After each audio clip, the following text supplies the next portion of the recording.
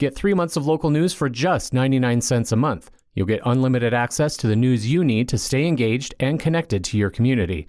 Visit duluthnewstribune.com/subscribe now to get 3 months of local news for only 99 cents a month. Northlanders, it's Wednesday, August 2nd. I'm Wyatt Buckner, the Duluth News Tribune Minute, presented by Minnesota Power Employees Credit Union. The average MPECU member saves over $785 a year in better rates and lower fees. And with MPECU, every ATM is your ATM. With their free checking program, you get ATM fee reimbursements at any ATM anywhere in the U.S. Check out Minnesota Power Employees Credit Union services online at mpecu.com or visit their offices in downtown Duluth, Arrowhead Road, or Miller Trunk Highway. Now here's a look at today's headlines.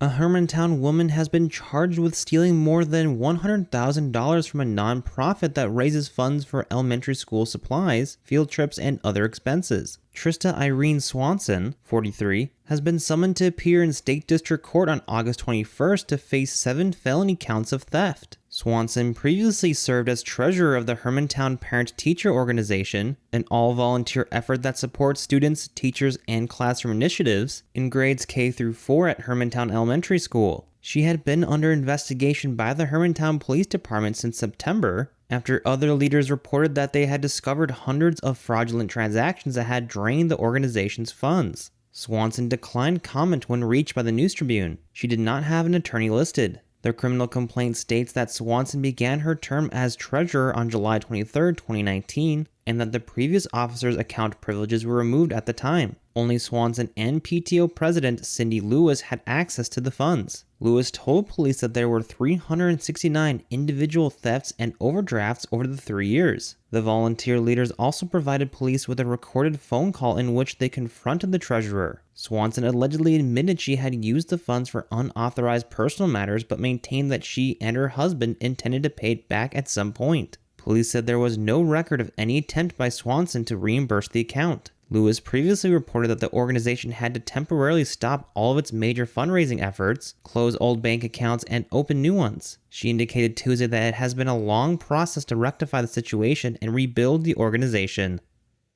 St. Louis County Commissioners voted unanimously Tuesday to approve entering into negotiations for lease proposals of 5 St. Louis County Depot tenants and reject a proposal from the Duluth Art Institute. The board added an amendment to the motion that allows the DAI more time to vacate the space at the depot, moving the deadline from January 1st to May 1st. The rejection was recommended to the board by a selection committee consisting of representatives of the county board and depot staff. The county began requiring prospective tenants to submit requests for proposals to lease space within the depot in 2022. At the time, the county cited a state statute that requires a competitive bidding process for leases of government-owned property, anticipated to be more than $15,000 per year. This year, the request for proposal had a required minimum rental rate of $4.97 per square foot per year for nonprofit organizations and $8.16 per square foot per year for for-profit organizations. According to the board's action item, the required minimum rates were, quote, set by the selection team upon review of the operating costs of the depot, end quote. Christina Woods, executive director of DAI, and Robin Washington, president of the DAI board of directors, issued a statement Tuesday saying that the invitation to submit a request for proposal with a commitment to a specific rate is not negotiation. The DAI previously argued the institute should be exempt from the RFP process as a nonprofit with a former lease of less than $15,000 a year, as prior to 2022, it paid $1.20 per square foot.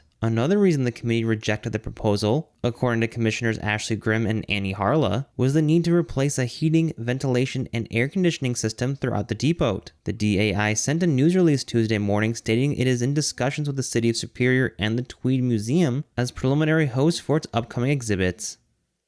The Wisconsin Department of Natural Resources on Tuesday released a revised version of its new wolf management plan, 2 years in the making. that calls for limited hunting and trapping of wolves if animals ever lose federal protections. The DNR plan, which was first unveiled as a draft plan last November, also calls for continued monitoring and research of wolves and their population trends and habitat, but still calls for no firm minimum or maximum number of wolves as a state population goal. Agency officials stopped short of calling it their final version of a wolf plan, but said it's the version they expect to submit to the state's Citizen Natural Resources Board for approval in October. The board has often battled with the DNR over wolf management issues in the past. Meanwhile, the Republican-controlled state legislature is also mulling wolf plans that call for a more liberal wolf hunting season and a smaller numerical cap as an official state wolf population goal. The state had an estimated 1,000 wolves in the winter of 2022, the most recent estimate available. The state's old wolf plan, set in 1999, called for a maximum of 350 wolves. The new DNR plan doesn't set a statewide population goal, but said the state has the biological and social carrying capacities for 800 to 1,200 wolves, and that any wolf culling season should be focused on maintaining that balance, not drastically reducing wolf numbers. Broadly, the plan calls for the DNR to allow the wolf population to grow, with no hunting or trapping, if it falls below 800. If the population stands at 800 to 999 wolves, the population could grow or be considered stable. If the population stands at 1,000 to 1,199 wolves, the population would be considered stable or could be reduced by hunting and trapping. If the number of animals grows to 1,200 or more, the plan says the population should be reduced by hunting and trapping. The entire management plan remains moot, however, until the big carnivores come off the federal endangered species list, and it remains unclear if or when that will ever happen at the federal level. Hunters and trappers in Wisconsin killed 218 wolves during a 72-hour season in February 2021 that drew national backlash from both scientists and wolf activists. Since then, a federal judge in California ruled that most wolves in the contiguous United States, including Minnesota, Wisconsin, and Michigan, are back under federal protections of the Endangered Species Act and are off limits to any additional hunting or trapping. That ruling has been challenged in court, but so far hasn't been changed.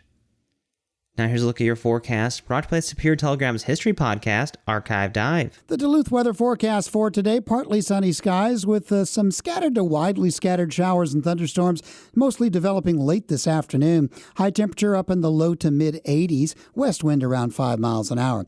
For tonight, widely scattered evening thunderstorms coming to an end overnight with the low down in the lower 60s. Thursday looks mostly sunny and mild with a high temperature again reaching into the lower 80s.